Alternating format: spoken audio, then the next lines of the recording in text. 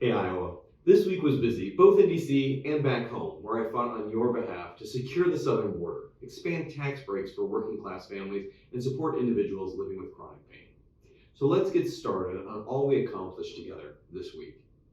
First, there's no doubt that the failure to secure our border impacts Iowans' everyday lives.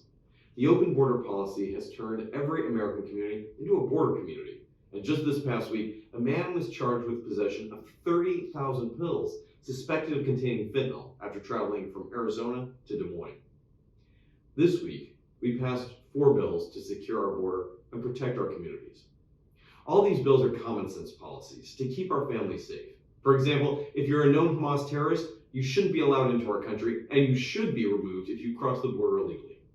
This legislation will prevent those that are coming as a threat to Iowa families from entering our country or staying in our country once apprehended. Second, bureaucratic red tape is costing the average American household over $11,400 more a year just to buy the basics. Food prices are up 20%, electricity costs are up 26%, and housing costs are up across the board 6%. As a dad of 6, I know that really adds up, and I'm sure you are impacted by it as well. That's why this week we passed the Tax Relief for American Families and Workers Act. This bipartisan legislation will support middle-class families already struggling with high prices by adjusting the child tax credit for inflation. It also eliminates the penalty for large families to ensure the child tax credit applies equally to families with multiple kids. The legislation also cuts back red tape that bogs down small businesses, helping our communities and supporting Iowa overall.